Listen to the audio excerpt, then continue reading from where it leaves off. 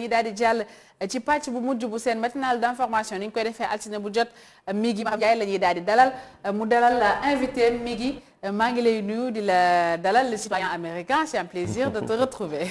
Merci beaucoup Aïssatou Ndiaye Fall di la nuyu bu baax a baax itam ma am mbégte ñëwaat ci plateau bi ginnaaw benn semaine bi nga xam ne manqué woon nañ ko. di nuyu ñi nga xam ne ñoom ñoo di les téléspectateurs d'ITV rawatina ñi nga xam ne ñoom ñoo ñuy dàpp altine bu ne di ñu xaar ci li nga xam ne rek.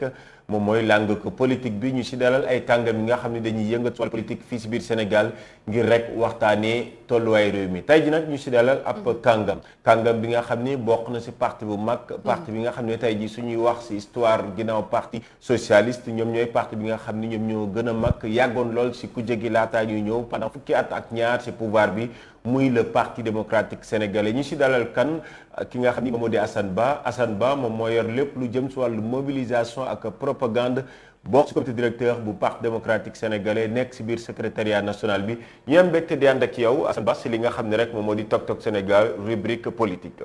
jërëjëf mi ngi Maram Ndiaye Aïssatou Fall maa ngi leen di nuyu seen collaborateurs yi seen techniciens yi et l'ensemble des membres de votre direction.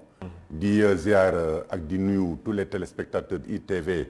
ñi nga xam te à pareille heure émission bu baax bi ci waxtu bu baax bi la ñu taxaw di seetaan. maa ngi leen di ziar bu baax ñu nekk ci biir réew ak bitim réew. alors dañ koy door ak li nga xam ni moom moo di actualité bi tey jii suñu wax ci wàllu actualité coowal passeport diplomatique laa bëgg ñu dooree ko ndaxte jamono jëlee moom moo lëmbee li nga xam ne rek moom moo di Sénégal alors am na ay députés yi nga xam ne ñu ngi leen siy tudd ñu ngi siy tudd également des acteurs de la société civile alors depuis le début de cette affaire yow ban jàngat nga si am. wax dëgg yàlla c'est déplorable. wax dëgg yàlla xam nga un député quand même kilifa la kilifteef la parce que dañuy wax ne député ci boppam moom cote rek institution la en dehors même de l'Assemblée nationale un député est une institution en tant que tel. ci biir loolu bu fekkee ne askan wi nawloo nañu la doyloo nga leen ba ñu jël yóbbu la Assemblée nationale pour nga war leen xeexal war leen fexe ba fajal leen seen aajo ci li nga xam te moom lay gouvernement di liggéey.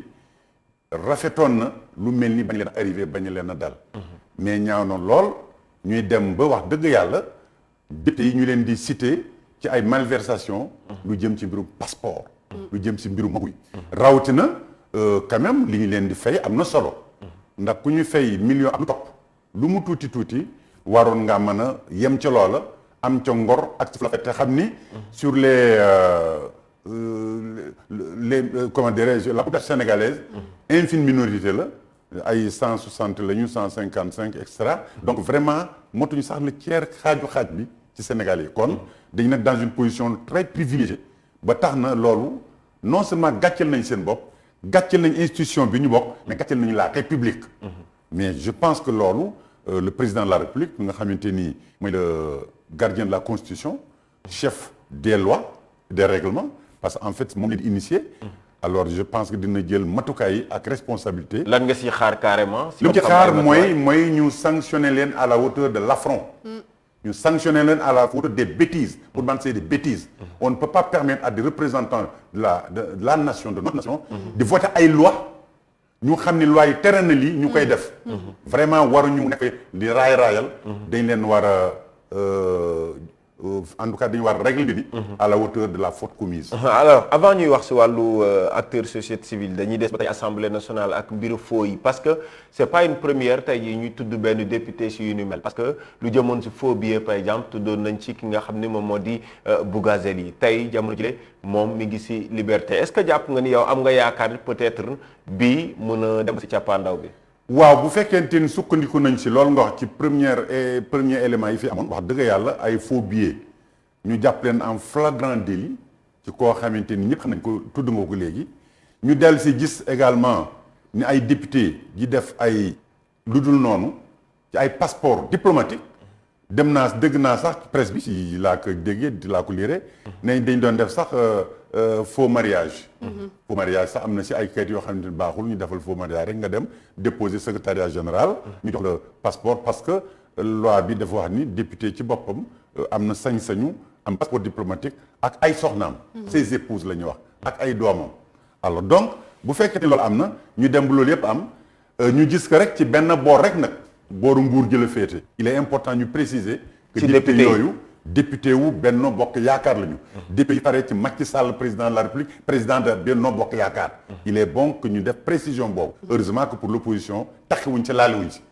alors loolu itam lu jar a leeral waaye daal gàcce la ak loo ci mën a dégg gàcce bu rëy la je pense que franchement loolu waroon tax en tout cas député yooyu la ñu simi leen carrément ñu dindi leen assemblée nationale. pour mën a may gëdd. un temps soit peu. ci li fa des ci ay députés pour que ñu am quand même une certaine crédibilité pour mën a voter les lois pour mën a continuer seen liggéey. Alors en 2011 un mouvement a été créé c'est le mouvement Y en a marre alors mouvement Y en a marre la ko taxoon jóg mooy fexe ba ñu respecter li nga xam ni moom moo di démocratie waaye également li nga xam ni moom mooy nouveau type de sénégalais lañ doon wax mais tey au moins ñett si ñoom wala boog ñaar ji parce que kenn ki déglu nañ ko bàyyiwaat ko mu dem ñaar ñi jamono ji teg nañ leen loxo muy Simon ak ki nga xam ne moom moo di Kilifeu participé nañu également si départu le président Abdoulaye Wade tey ñoom itam nga déglu leen nga dégg leen si yu ni mel lan la lay def nga dégg leen si. oui est-ce que vous êtes surpris. Surpris oui et non. Pourquoi. Très bien parce que véritablement dañu xam ni ñu doon fonctionner boo fàttali ko waa Y en a marre nga wax. bi ñuy waaj a dem élection 2012. yéen ngi fàttaliku le ministre français bi fi ñëwoon dem fekk leen seen siège aux Parcelles Assainies. kenn mësul gis loolu dans la République. amoon des soubassements politiciens. alors loolu lu am solo la. mais pour autant taxul ñu leen di ñaanal li leen arrivé mu nekk vraiment lu leen di sonal. vraiment c'est avec le cœur gros bi mu dégg affaire bi. laa am si ñoom j'ai une pensée vraiment bu xaw a doy waar. xaw ma naka laa ko exprimer. mais pourquoi même pensée bi amoo ko si député yi. parce non que tout simplement dañu bokkul parce que ñii da nga bokk si ku jege presse dañu bokkul parce que député ñoo leen ëpp responsabilité. député moo leen ëpp responsabilité bien sûr que ñoom ñëpp ils sont dans le même coup. parce que loi bi moom loi la ràññeetul député ministre un simple citoyen la loi elle doit s'appliquer dans toute sa rigueur mais malheureusement nous ne sommes pas dans un pays où la justice vraiment fait son travail lañu wante dëgg. mais quand Y en a marre dit porter le combat du peuple sénégalais quand Y en a marre ñu koy gis tout le temps ci rassemblement yu gën a mag yi tous les combats yu gën a mag yu ñuy jàpp ni peuple sénégalais dañ ko bëgg a porter ils étaient au devant bi ñuy def la deuxième alternance ils étaient au devant ñëpp ñoom lañ xam ci lañ leen ràññee est-ce que ñoom it amuñu une responsabilité envers les Sénégalais au même titre que les députés. nga xamante dañ leen fal. d'abord je ne suis pas d'accord avec toi quand tu dis que Y en a marre dafa doon porter le combat du peuple sénégalais. non. Y en a marre c'est une petite association connue et localisée dans un coin ñi doon porter le combat du peuple sénégalais ce sont les partis politiques et les organisations démocratiques. oui mais Y en a marre faisait partie ñoom ci tête d'affiche yi lañ bokk de participer à l'évolution économique et sociale de notre pays. ñooñu ñoo doon porter le combat. donc Y en a marre c'est vrai à un certain moment donné yëngu nañu. mais yëngu fu ñu ko jëmee woon pour daaneel régime. yan acte la ñu posé pour le développement du pays yan acte la ñu posé pour que ñu changer doxalin justice bi yan acte la ñu posé pour tel ou tel. mais daaneel nañ régime boo xamante ne nii lu ëpp ci population bi ànduñu woon ci ni ñu doon doxalee. non écoutez kooku c'est relatif. xam nga ay fait la parce que bi élection jotee urne yi loolu lañ génnee. non c'est relatif xam nga tax man la c'est relatif. dafa am yoo xamante ni c'était subjectif. C'était véritablement subjectif. Donc c'est des éléments qui n'étaient pas objectifs. Donc je pense que combat boobu ñu doon mener ils ont le droit ku nekk mën nga yónnee ce combat ak noo ko soxlaa. les activistes et autres là kenn ku ne yaa ngi yëngatu ni mu la soobee. alors on leur concède cela parce que c'est leur droit. véritablement mais quand même me dire que dañu porter le combat pour le développement du pays je dis non. véritablement ils n'ont jamais porté. alors maintenant vraiment maa ngi di ñaanal yàlla suñu borom génne leen ci guuta gi nga xamante ni. dugg nañ si yàlla fexe ba ñu génne parce que yéen wuñu leen lu bon yéen wuñu leen lu ñaaw wax dëgg yàlla alors bien que la loi doit s'appliquer sur toute sa rigueur. d'accord alors dañuy jeexal si wàllu passeport diplomatique yi mais ginnaaw fay parce que gis nañ ni passeport diplomatique fii si biir Sénégal dafa mel ni valeur am ma ngay tàmbali di wàññeeku te du gulee temps parce que su ma fàttalikoo ba may dugg rek maa ngi koy xool 2011 njiiti réew mi Macky Sall boobu falaguñ ko woon mais mi ngi naan au moins lu ëpp ay 55 000 passeports ñu ngi circuler ci réew mi est-ce que yéen tey jii parti démocratique sénégalais amoo leen ci part de responsabilité parce que ñu bëri jàpp nañ ni passeport diplomatique su amutee valeur rek seen nguur la tàmbalee. non man ma d'accord ak yow ci analyse boobu. du analyse question la. d'accord donc ta question est marfourée alors. li tax ma la koy wax. pendant fukki at ak ñaar yi nga xam ne président Abdoulaye nekk na fi. jiite réew mi problème yu mel ni mosuñu ko posé mosul am scandale passeport diplomatique scandale député yuy soppa ñu xaalis wala yu demee noonu mosul am convenons nañ si d'accord kon boo bëggee ni est-ce que ñun am na si responsabilité dem naan am ñu si benn responsabilité ensuite def nañ alternance mooy le changement d'un régime par rapport à un autre régime régime Macky Sall bi moo responsable de ce qui s'est passé parce que ça s'est passé sous son magistère moom moo war a jël responsabilité am régler ces questions là puisque am nga woon ci ñun jamais on a pris des députés en flagrant délit dans la confiscation de passeport wala boog ñu bokk ci mbirum passeport diplomatique. mais nu muy circulé laa lay wax ba sax mais kenn am ko parce que passeport diplomatique dafa am ñu mu yellool. mais tey jii yéen ba ngeen fi yegsee bëri na kër diine yi nga xam ne da ngeen ko fa tasoon loolu ce sont des faits. waaw mais c'est des faits je les accepte parce que xam naa loolu fekk na xam naa. voilà je suis entièrement d'accord avec ça mais malgré que c'est des faits yooyu mosoo altérer le bon fonctionnement de nos institutions mosoo gis ci jamono jooju koo xamante ni jàpp nañ la ci luubalu passeport diplomatique wala di ko jaay mu ngi soogee am. ça il faut le dire donc il faut mettre le doigt sur la plaie. fii metti nañ fi teg duut baaraam bi. fa lañ dooree. waaw fa lañ fi duut baaraam bi. ensuite bu ñu def changement c'est pour que ñu mën a améliorer maanaam ñu mën a soppar ñi au mieux la nga xam te moo fi amoon mais dañu def changement pour gën a dugg dans la boue pour gën a enfoncer wu. man yaakaar naa ne loolu mooy signification changement. d'accord kon bu fekkente ni dañuy changer pour yëf yi gën a xuut ngay gën a yàq ngay gën a lawal. ay scandale financier ay scandale passeport ay scandale ceci ay scandale cela di tegloo rek ba nga naan régime ancien non basta non c'est Macky Sall qui est responsable à son régime. da nga jàpp ni y a trop de scandales avec Macky Sall. bu jeex du xaaj. xool le scandale les 767 milliards des inondations on est pratiquement à la fin du plan décennal fu ñu si toll réew maa ngi ci dig ci biir ndox région yëpp ñu ngi dig ci biir ndox mi. banlieue Dakar ñu di si biir ndox mi te fii lañ leen defal téléthon yéen ñi sax def ngeen téléthon seen TV ak boobu seen yéen nga TFM ci bu mu juumule def nañ fi ay dul jeex le khalife général des mourides moo génne 1 milliard la banque africaine de développement génne 200 millions toutes les institutions internationales et même certains privés sénégalais génne xaalis bu dul jeex sans compter les 767 milliards qui étaient alloués au plan fu ñu si toll xaalis boobu mais dañ ko tas féete ko tas mais jamono ji parce que mooy ponk ma doon bëgg a aborder sax njiitu réew Macky Sall demandé na ñu def ab enquête ci koppar googu. mais voilà l'erreur c'est une erreur monumentale que Macky Sall toog ba njeexintalu plan bi muy soogee naan damay envoyer inspection générale pour ñu saytu mais boo jëlee budget jox ko ay nit fat tamit yéen ngay fàttaliwu moo doon ministre jëlee ko ci banlieue bi moo yor affaire yooyu. mais assemblée nationale la toog gërëm député yi nee na maa ngi leen di sant maa ngi leen di gërëm li ngeen mu wote loon yëpp vraiment am na solo. mais xaalis bi ngeen mu wote loon ay la yoon demul ci mbënn mi. ay la yoon xaalis bi ngeen mu wote loon waaye demul ci mbënn mi donc dañu def contournement d'objectif. mais loolu c'est extrêmement grave. ces responsabilités là yi nga xamante ci gouvernement Macky Sall la nekk. mais yooyu dañ ko war a aborder en face. on doit être devant ses responsabilités on doit le mettre devant ses responsabilités donc mu régler question yi voilà un peu dafay wane ni vraiment dafa tëlee bu baax a baax. parce que malgré toutes ces réalisations jàpp nga. ban réalisation la fi Macky Sall am. Macky Sall c'est simplement une continuité Macky Sall bi mu ñu fekk na président Abdoulaye élaboré na tous les chantiers. état mais l'État est continue. très bien donc amul xalaat benn lan ay terre bi ana terre bi commencé na. ku amul xalaat ngeen di teg ko seen premier 1 ministre milliard 200 assemblée nationale. ku amul xalaat ngeen teg fal ko ay ministre yóbbu ko premier ministre yóbbu ko assemblée nationale. mais foofu mënoon na fa nekk. parce que bon il était sous la responsabilité d'un grand patriote d'un émérite sénégalais qui avait une compétence avérée Abdoulaye Wade kenn du werante ak moom ci loolu. boobu mënoon na fa nekk parce que dañ ko doon dicté muy doxal mais bi nga xamante ni jël na lenge yi malheureusement il n'a pas appris ses leçons. c'est dommage c'est malheureux il faut le regretter. bon sauf que les Sénégalais en 2019 dañoo jëlaat seen confiance.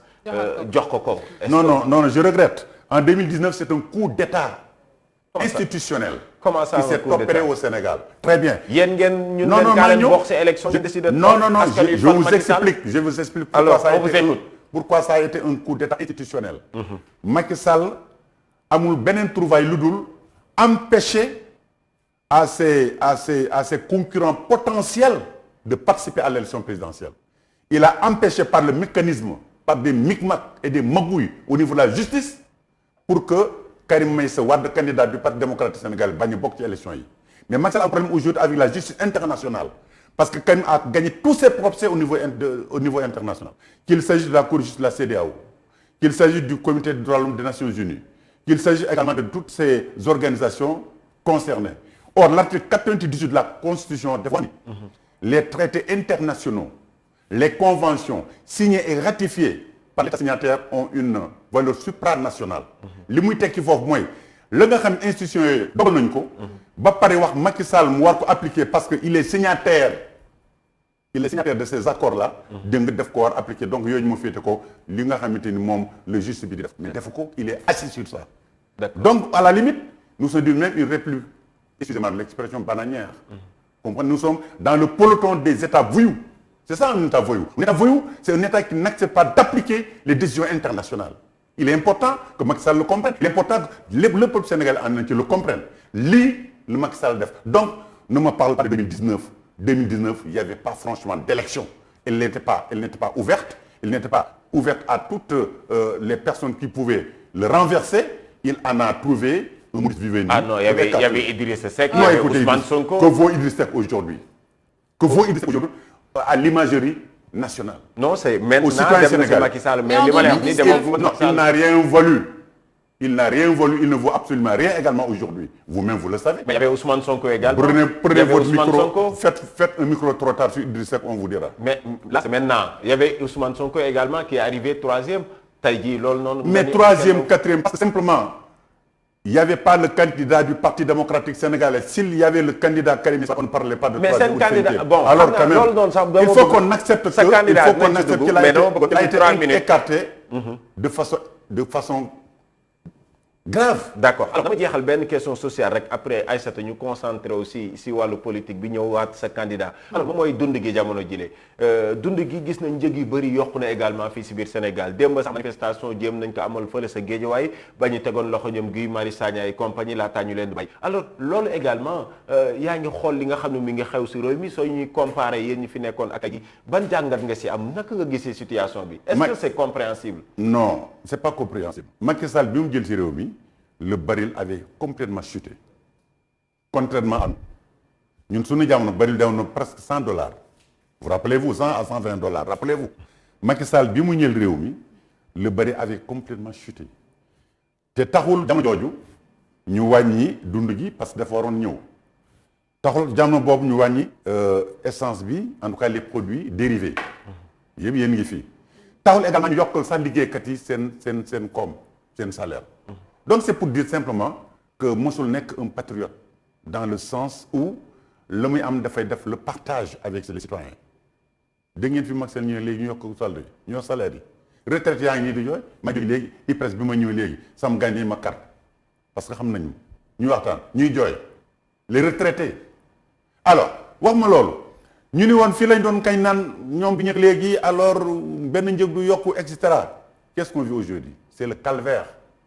est-ce que situation monde bi explique ko également Covid bi parce que seen jamono également Covid amul woon seen jamono Covid amul woon. non c'est trop facile de dire de mettre la Covid dans cette affaire là non Covid bi moom wax dëgg yàlla ñëw na c'est vrai c'est un phénomène international. oui et à ne pas négliger. mais oui c'est vrai mais avant Covid bi kañ la. un an plus d'un an. mais njëg bi avant loolu est-ce que gis ngeen ay changements yu am ci loolu tey jii lu doon jar juróomi dërëm tey fukk lay jar wala ñaar fukk. d'accord. donc c'est ça la gravité. c'est-à-dire ensuite mais li ko indi dëgg mooy nguur gi amuñu xaalis.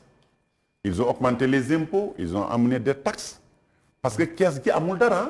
lan moo tax vide mais parce que dañ koy jël di ko noosee di ko patamee ñoo jëm ci élection yi. da nga fàtte en 2014 li Macky Sall waxoon fii ci kanam Sénégal yi def na woon directeur rek ministre rek ku mu mën di doon boo gañul sa gox dama lay dax il a fait donc spectre boobule la xanti la moo nekk ci gaañ ba tey ñu naan fu nekk ñoo ngi fa yor kenn ku ne yaa ngay kolokalaan di wut loo xamante ni da nga dem campagne ko c'est ça la réalité loolu mooy dëgg gi moo tax réew mi yàqu. D'accord. Étudiants yaa ngi jooy liggéeykat yaa ngi jooy et cetera partout c'est la misère. Nous sommes devenus un pays vraiment misérable. Franchement on ne le souhaite pas mais telle est la réalité. Alors si réalité boobu pourtant il y a des Sénégalais en tout cas ñi far ak Macky Sall 2024 nee nañ dañ ko bëgg a indiwaat sampaat ko ndënd est-ce que jàpp nga ni loolu débat c'est normal. non ñooñu dañuy gént mi gi ñooñu dañuy gént xam nga lu tax. Macky Sall waxul kenn ni day nekk candidat en 2024. waxul kenn itam ni du ko nekk. ah kay. moom moo ko wax. yéen ngeeg audio yi yéen ngeeg vidéo yi. ci livre am. yéen ngeeg audio yéen mu ngi ci livre am également. waaw c'est vrai donc bi nga ko indee. c'est vrai moom moo wax ni. julli it la ñaari rakk la. benn rakk bi def naa ko. juróomi rakk beeg juróom-ñaari rakk. kon mbir maa ngi noonu. léegi nee na man bu ma amaatee deuxième mandat jeex na c'est terminé. dama dem sama yoon. ñi fi nekk nag di raayal ak di naan di jéem a def des équilibrations judiciaires wala juridiques yooyu di ay caaxaan la. l'article 27 de la Constitution est très clair. La durée du mandat du président de la République est de 5 ans. Point. Nul ne peut exercer plus de 2 mandats consécutifs. On n'a pas dit plus de 2 mandats de 5 ans ou plus de 2 mandats de 7 ans. Alors la transition est faite parce que loolu laa bëggoon pour ñu mën a dugg ci politique bi ay Aïssata Ndiaye ñu mun koo laaj. dañ koy door ak suñu gan gi démb. Barthélémy moom moo nekkoon ganu Mamadou Ibra Kane. ñëw na ci coalition yi nga xam ni taxawal nañ ko parce que ñoom Yewwi Askan Wi lañ bokk yéen tey jii yéen itam ngeen taxawal seen coalition mais laataa ñuy dugg ci coalition bi ngeen taxawal lu tax ànd ak ñoom moom jàpp na ni. su fekkoon Abdoulaye Wade jamono jilee moom mooy doxal parti démocratique sénégalais tasaaroo du am mais dafa fekk ni keneen moom mooy décider donc mi ngi joxoñ baaraamu tuuma ki nga xam moom moo di Karim Wade parce que c'est pas la première fois ñuy jéem a fexe coalition am seen diggante ak ñoom mais à chaque fois du dox mu joxoñ baaraamu tuuma Karim Wade alors lu nu mel suivre nga ko ban gis nga amee. Oui, je pense que mon jeune frère Barthélémy Diaz que je salue au passage dafa def une erreur d'appréciation je le lui concède. Parce qu'il est encore très jeune, il est en train de faire un apprentissage dans le cadre de l'opposition. Maintenant que nangu loolu mais dafa fàtte ni ñun jusqu'à présent ba fii may wax yow le président Abdoulaye Wade mooy suñu secrétaire général national moom mooy suñu xalif général en politique pour mu leer donc moo fi nekkoon démb alhamdulilah rabbil alamin moo fi nekk ba tey ñu ngi koy ñaan gudd fan ak wér gu yaram alors li muy wax noonu je pense que quelque part il y a des erreurs. Puisque en 2017, lors des dernières élections législatives, le président Wade, il était là. ñoom ñoo proposé woon pour que mu jiite la liste Manko Taxawu Sénégal Manko Wattu Sénégal. Alors ñu dem ba ci biir ñu ne non nañ ko def jox Khalifa et cetera mais de source sûre ñun xam nañ Khalifa Sall était d'accord pour que le président Wade jiite l'unique liste de Manko Wattu Sénégal mais ñoom. Par des micmacs et par des structures, par des stratégies politiques et politiciennes ñu ne non nañu bàyyi Khalifa ba affaire bi xàjjali ko. bi affaire bi tasee ñun ñu dem ànd ak suñu Manko gagnante coalition gagnante. ñu dem élection législative. yàlla su ñu rom def nous en sommes sortis avec un groupe parlementaire. alors ñoom am ñu groupe parlementaire am nañu quelques 2 ou 3 députés je crois la ñu am. Khalifa Sall était élu. non bëri woon nañu ay députés. non bëri. si amoon nañu au moins ay 13 députés. non kon que groupe parlementaire. non déjà rek grand parti am na ñett. déjà grand parti am na ñett députés. non dama la ça ce sont des faits également. les faits sont là. mais quand même. même si les faits sont là. s'ils avaient li nga wax noonu ils auraient dû constituer un groupe parlementaire. ils n'en ont pas. non mataluñu groupe parlementaire. mais ils avaient au moins. donc ils n'avaient pas ça. alors donc on est d'accord sur ça. alors loolu nga xamante ni am na. Khalifa moo ci nekkoon député malheureusement Macky Sall jaay ko doole ñu dem Assemblée nationale dàqal député mu googule donc il a été le plus grand perdant. Bon bref je considère que les gens sont libres de constituer des coalitions électorales. Ñu notre parti dans le programme fondamental le chapitre 5 de notre programme daf ko intitulé Front National. Autrement dit ñun dañu wax ni bis bu ñu gagné réew mi dans la gestion dañ ci associer des personnalités indépendantes de notre parti qu'elles soient de la société civile ou des autres forces politiques ou citoyennes. Mais en tout cas nous allons les associer parce que nous ne ferons pas une gestion solitaire. mais balaa maa dugg foofu noonu moom su ma ko déggee. moom dafay wax ni tey jii en tout cas ku xalaat ku ko déglu démb devant Mamadou Ibra Kane def sa analyse mooy le problème du parti démocratique sénégalais c'est Karim Wade.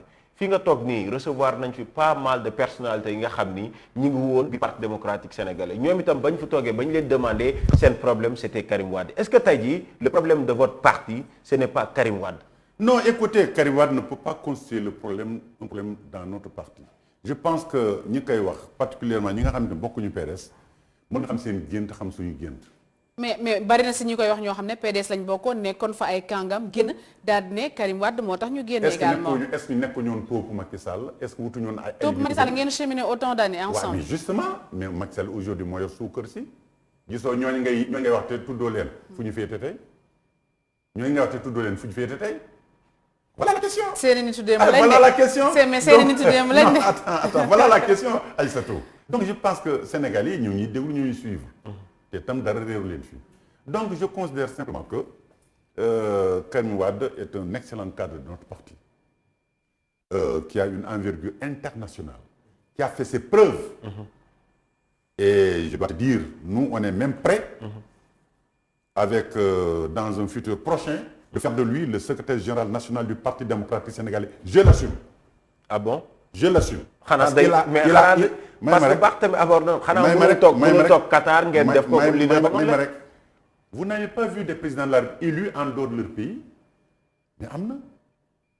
Revisitez l'histoire. Mais lan moo ko teree ñëw fii? Vous êtes des journalistes. li ngay def noonu. Vous êtes des journalistes. Il faudrait que vous revisitez l'histoire. Non, c'est pas parce que am na feneen nga jàpp ni dafa war a baax. Non, te mi ngi ñoom loolu la ñu doon gëmloo parce que au départ en 2019 je me rappelle ku waxoon ak yéen da ngeen doon wax que ni dina ñëw day ñëw donc faut pas tey ngeen ñëw naan ñu que ndax mosu leen gis ay président de la République yoo xamante ne leen falte ne woon ci yéen réew donc ça veut dire que Karim Wade du ñëwati. Non, xam nga loolu c'est une probabilité man histoire laa la indil. Il est un fait politique loo xamante ni lu am la. lu kenn mënut a dindi la. c'est ça la réalité. mais man néew ma la du ñëw. jusqu'à présent néew ma la du ñëw. amul benn cadre du Parti démocratique Sénégal bu leen du ñëw également. mais kañ. mais kañ bi noo kooku. loolu mooy question bu Sénégalais maa ngi lay tontu boo mu déglu rek ma tontu. acca doxalal. kañ lay doon. kooku agenda wu Karim Wade ak agenda wu Parti démocratique sénégalais ñoo koy déterminer. keneen du ko déterminer. merci beaucoup wala bëgg-bëgg mi ngi Maram Ndiaye. wala bëgg-bëgg Massamba wala ma dem. mais ça veut dire que tey amul benn contrainte kon bu ko téye bu dul yéen ak moom boppam. Écoutez, nous sommes quand même des hommes politiques. Nous avons de l'expérience politique. Karim Wade a une expérience avérée en politique. Il assume ses responsabilités. dama ne la le retour de Karim Wade mu ngi dépendre ci agenda moom ak ci sunu agenda en tant que parti démocratique sénégalais. ma question elle est claire. est-ce que dafa am benn contrainte est-ce que dafa am benn contrainte bi nga xam tey jii par exemple pour être clair dafa nekk par exemple su nguur bi fi ne nii su fi yegsee dañ koy jàpp wala leneen parce que Bart nee na il faut que mu assumer wu tamit su bëggee nekk jiite réew mi. mais écoutez ndax dafa am contrainte wala am contrainte yéen ñëpp xam ngeen ni Karim Wade dañ koo génne prison ba. indi benn avion ak procureur Qatar directeur de l'administration pénitentiaire dugal ko ci otom ñu ne ko doo seeti sa kër doo seeti say militants doo seeti sa xalifa général doo seeti sa sëriñ doo rencontrer benn militant parti démocratique sénégalais. ñu yeb ko ci oto administration pénitentiaire chauffeur administration pénitentiaire doog oto bi yóbbu ko ba Tarmac aéroport ñu dugal ko. moom la neex de. non il a été déporté. moom la neex. parce que citoyen sénégalais la kenn mënu ko jël. force ko sànni mi ngi defal nànk rek dañu waxtaan. Karim Wade a été déporté par Macky Sall en question. Il a été déporté et ça c'est connu. Son passeport a été fait dans sa cellule à Rebeuss. yaa ngi dégg baax alors donc ku mel noonu boo ne ndax amul contrainte war nga xam contrainte ndax li ko tënk ngalab ko yóbbu ko par force. koo kay xam nga lool moo ko fa téye. kon ñoom koy dépendre tul ci moom ak calendrier rassurez-vous toute chose a une fin et nous allons mettre une fin à cette chose-là. Comment? De la manière la plus solennelle. Discuter ak Macky Sall allié ak alliance ak moom. Notre stratégie on la dévoilera pas ici au détour d'une émission de télévision. Non parce que là on parle de Gloria. nit ñi tamit ñi nga xalaat ni. Gloria bi mi ngi à l'extérieur du pays. faisant allusion à Karim Wade. Ils peuvent même parler du lait de la vache blanche. Il y a aucun problème pour ça. Qu'ils disent Gloria, qu'ils disent etc. Des retrouvailles Macky Sall, Abdoulaye Wade, Karim Wade, est-ce que c'est possible, Assane Ba? il ne faut jamais dire non en politique. Politique, il ne faut jamais dire, on ne peut pas insulter l'avenir de ce pays. Mais présentement, pour le moment, nous sommes un parti pour la conquête démocratique du pouvoir. Nous sommes dans cette emprise et nous travaillons à reconquérir le pouvoir. mais yaa ngi teyal suñu xel xam nga yaa ngi teyal suñu xel parce que Macky Sall. mi ngi ci nii voilà non waaw man sama Sénégal yi tey yaa ngi ci ma ngi lay laaj man mi nga xam ne jamono ji maa leen fi teewal. di waaw leen sampal laaj bi. waaw sama xel mi ngi tey parce que Macky Sall ñett at moo ko fi dese. ma ne la ba xam retrouvaille Karim Wade Macky Sall Abdoulaye Wade c'est possible nga dem ci politique kenn du wax mukk koo xam ne ñett at nee ngeen moo ko fi dese.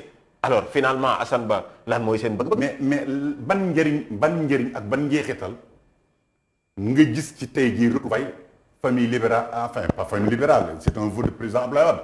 mais PDS ak Macky Sall ban njeexital nga gis fi mu nekk nii. fi Macky Sall nekk tey mais kenn bëggu fa nekk la situation catastrophique dans laquelle il a amené le Sénégal kan nga bëgg a nekk tey. tu crois que parti démocratique Sénégal ñàkk na fulla ñàkk na fayda ba njombem yu mu def. lii nga xamante ni sàcc yi nekk ci booram inspection générale ak les codes de contrôle d'État épinglé mu garder leen mu naj leen mu ne ma teg sama conc ñooñu tu crois que ñu dañu mën a ànd ak moom ci loolu mën ngeen a xalaat loolu mais c'est pas possible. d'accord alors lu ñu des ci ay simili bëriwul te war nañu wax seen coalition bi ngeen taxawal la tax d'abord la première question lu tax yéen finalement ànduloon ak Ousmane Sonko Khalifa Ababacar Sall pur te yéen dañ leen si tuddoon bañ ne kat la grande coalition mi ngi ñëw mais bañ ne suba la conférence de presse ñu gis seen communiqué ngeen yéen yëgoo leen qu'est-ce qui s'est réellement passé à Assane Ba. waaw tu as raison ce qui s'est passé c'est très simple Khalifa Sall moo ñëw seet si ñu waxtaan ak ñun en premier temps ci bëgg-bëgg ak xalaat bu ñu am pour que ñu lënkale suñu ay forces pour ñu mën a def coalition. ñu rafetlu ko ñu commencé waxtaan à un certain moment donné moom mu tukki mu dem France je crois que problème tabaski la woon alors Ousmane Sonko jël relais bi bi Ousmane Sonko jël relais bi également relais bi ñu waxtaan daje nañ ay yoon permanence nationale du parti ay 3 ou 4 fois ensuite këram ñu waxtaan mais xam nga Parti démocratique sénégalais coalition bu mu war a mën a bokk dafa war a am quand même une certaine rigueur ci ñu muy àndal parce que itam même bu ñu ànd dafay rafet ñu déterminer naka la ñu àndee ak yan fan la ñu àndee loolu yépp dañ ko war a bind waxtaane ko ñu nangu prédominance Parti démocratique sénégalais. Parce qu'au sortir des élections 2014 Parti démocratique sénégalais moo gagné lu toll téeméer ak fukk ak juróom-ñaar ci collectivité territoriale bi ñu génnee élection législative yi ñu rek ñoo fi am groupe parlementaire donc notre poids politique notre poids électoral est indiscutable avec ñooñu nga xamante ni dañu doon discuter ak ñoom mais nous avons simplement dit que par rapport à ça ok on peut y aller mais fi nga xamante ni ñun dañu fa gagné woon ñun dañu war a nekk teg liste foofu jiite liste yi foofu mais biñ demee ba ci biir ñu ñu wëy mais am na ñoo xamante ni jóge nañ si yéen dem nañ si Macky Sall patati patata sama yaa nga pris moolu ñu leen c'est vrai ñooy am na mais am na ñu ñuy dese ensuite ñooñu dem mais c'est des coquilles vides parce que la force du Parti démocratique sénégalais moo di mooy racine bi moo am solo parce que ñi dem maire yooyu électorat bi leen foloon conseils municipaux yi leen taboon mais ñu ngi fi ils sont restés au PDS donc la base elle est là bon ci biir loolu daal la ñu am quelques divergences ensuite yor relais bi waaw ñu ensuite ñu jékki-jékki gis ni ñuy doon démarcher suñu ay alliés naturels ñu dem seet suñu ay alliés naturels pour les débaucher en tout cas pour xëcc leen ñu ñëw ci seen kii te ñoom ils nous avaient vendu une coalition à 4 d'abord ak 4 grands comme ni nga ko déggoon jëkk bu ñu dégré loolu ba pare ñu def suñu charte ñu def suñu lépp ba pare ñu soog a ubbi kenn ku nekk nga am nga say alliés nag nga dem say alliés en vue de faire intégrer voilà un peu ni nga xam ne noonu la ñu defoon chronologie bi mais biñ gisee loolu ñoom ndeke lu ñu mën a mos waxtaan rek génn nañ ci biir ñu jékki-jékki ñoom ñu ni am nañu daal ay alliés dañu bëgg ñu boole leen ci affaire yi est-ce que ñu leen d'accord on est d'accord mais nañu régler le problème à quatre là ba pare mu ko régler à quatre on va s'ouvrir parce que ñun on est ouvert on n'est pas fermé alors ñu dégg donc ñuy dem di démarcher suñu ay nit suñu ay en tout cas farandoo mooy ñoom Diop Decroix peut-être seen allié et cetera ak ñooñu ñoom Pape Diop ak ñeneen bon ensuite ñu jékki-jékki gis ñu def benn communiqué ñu jàpp date jàpp yëpp ñu ni foofu la ñu defee lancement de ce qu'ils ont appelé la grande coalition alors def seen ay couleurs def seen ay sigles yoo xamante ni ñun fekkewuñu ko te loolu yëpp commencé woon nañ ko waxtaane mais pare wuñu woon c'est vrai commencé woon nañ ko waxtaane mais pare wuñu woon ñoom nag ci gannaaw si daal ñu def loolu alors ñun nag wax dëgg fa yàlla nag du ñu nekk mag moo xamante ni daal sa dëgg daal dañuy ñàkk suñu fayda alors suñu dayoo ak suñu gëdd dépassé na loolu bi ñu gisee loolu nag ñu ni bon ànd daggan na waaye tax li ko tam ñaawul ndax sëy sax day ànd léeg-léeg ñu fay li soxna si léegi jëkkër ji dem seeti ko ñu waxtaan mu dellu si at waaye léegi itam mbir ma jaar fa alors seen doxalin boobu noo ko gisee dafa que tey jii finalement mbir mi tas noonu bon écoutez doxalin boobu man dem jàpp rek erreur de non seulement de communication mais c'est une erreur stratégique voilà c'est le mot que je cherchais parce que dans la stratégie dafa am la stratégie am la tactique mais dans la stratégie pour arriver à mettre en place cette grande coalition qui était souhaitée et voulue par beaucoup de Sénégalais malheureusement li ñu ko soxlaa woon ak ni ñu ko bëggee woon demul noonu mais alhamdulilah rabbil alamin bi nga xamante ni il y a aujourd'hui ce qu'on appelle ce que vos collègues ont appelé aujourd'hui